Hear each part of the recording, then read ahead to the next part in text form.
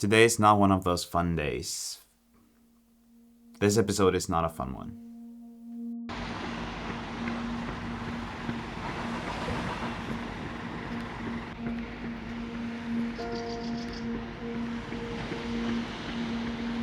I've been super vocal about my goals, and I've been saying how I'm gonna run fast at the Boston Marathon. I've been talking about how I'm going there, how it's such a big deal, and now I feel like it's all just falling apart.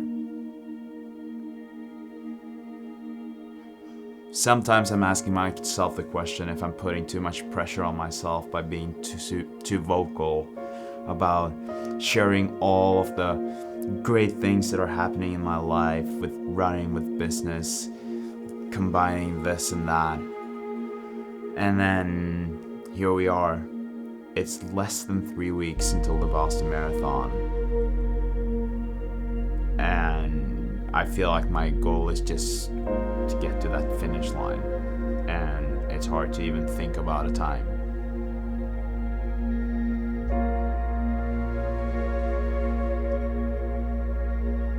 It's been rough since the beginning of this marathon block. I've been trying to convince myself that I'm ready, that I will get ready, that I will get the training in, that I will be able to put in all the hours of training that I need to be able to actually perform on April 21st.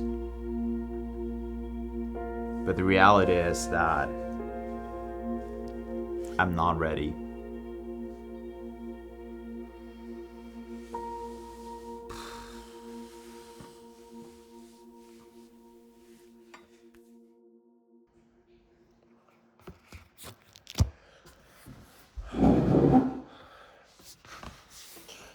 This honestly feels like the worst timing ever.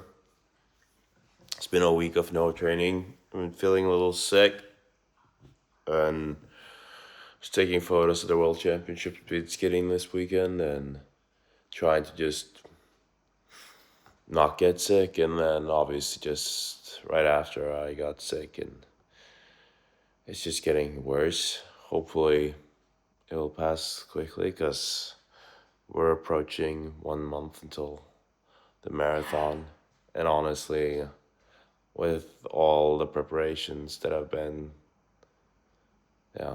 not great, this is definitely not what I needed in terms of being able to run fairly fast at the Boston. So we'll see.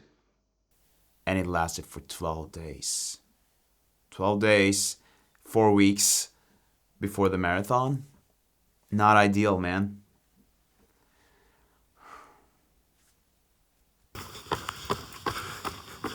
Second run after 12 days off. Legs are feeling good, still clogged. But going into tunnel.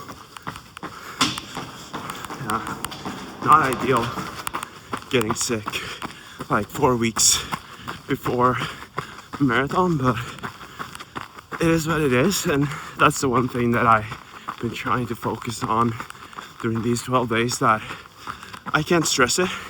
I can't force anything. I just need to accept it. So, it is what it is. Luckily, legs are feeling good, and I just have to change my plans and try to get some more good training in for the last 4 weeks in a bit of a different way than I was planning on. And I'm trying to kind of convince myself the whole time that, okay, I still have 4 weeks. It's gonna be okay. And then you just realize that 12 days of being sick is not great. And you realize that I did not need those 12 days. But then I need to flip that switch. I can't do anything about what has been. I can't focus on that I was sick. All I can focus on is what I'm gonna do going forward. And so last Monday, we were back at it. 10 kilometers on Monday, went to Leipzig with Red Bull. We were gonna film some stuff there. The next morning I was up at 6 a.m., 6:45 I was out the doors, and I did a 15K run. Then I worked for Red Bull for a few hours, then a long day of waiting until we finally got on the plane back. Super early the next morning I was going up to this cabin with my fiance, and then in the afternoon I did a 15K with a lot of uphill and a lot of downhill. Perfect Boston training. Okay, 13.5 kilometers, 5 kilometers straight uphill, and then 5 straight downhill. Now it's been a bit up and down for the last part. I think, I'm feeling very good, and that's nice. And it's also just nice to, get to practice some more variety rather than more flat runs. I have to stop filming, talking uphill and filming, sorry. Felt fairly good. Decided to have a rest day on Thursday because we were driving to my best friend and his family. Went out, wanted to do 5 times 2,000 meters. Legs were not with me, especially not on the higher pace, I guess, like this week, but also having been sick. But I got 16K in and had like moderate pace for the rest of the run. And felt like fairly good. So it's kind of like, seems like my body's now ready to do like super hard, pushing myself really hard. But in terms of just like, I don't know, a solid like running foundation, in that way I feel pretty good. So that's where I'm at right now. But what have I learned from this? Well, one thing that I learned, and one thing that I probably won't change, is that being vocal about your goals can hit you in the face. Like, now it's been, for 2 years I've been talking about this marathon. I've been documenting, I've been posting, and people are asking me how my training is going. Are you ready? And then we're 3 weeks away, and I have to say no, and I know that I have to adjust my goals. But I think that is also a part of it. Like, if you want to share those goals, cool, but you also have to face the consequences of not reaching those goals. And so this episode is just kind of me saying that I'm taking the consequences and I'm okay with it. I will obviously still do my best. I'm gonna run as fast as I can. I'm gonna enjoy the experience. And it doesn't really matter if it's a super fast one or not. Obviously, I'm gonna be very happy if I'm able to save this for the last 3 weeks.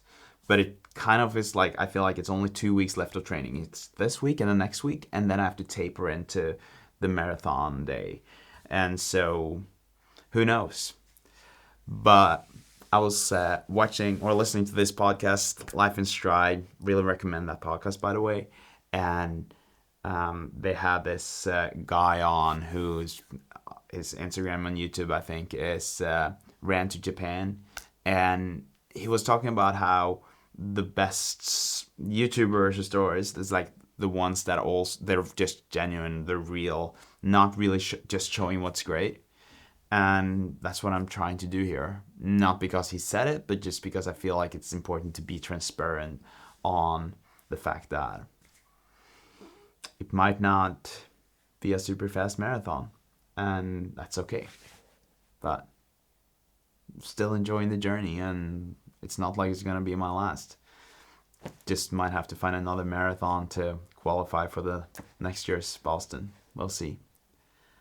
But next episode will be about my long run before the marathon. I have Marcus with me tomorrow. He's going to film.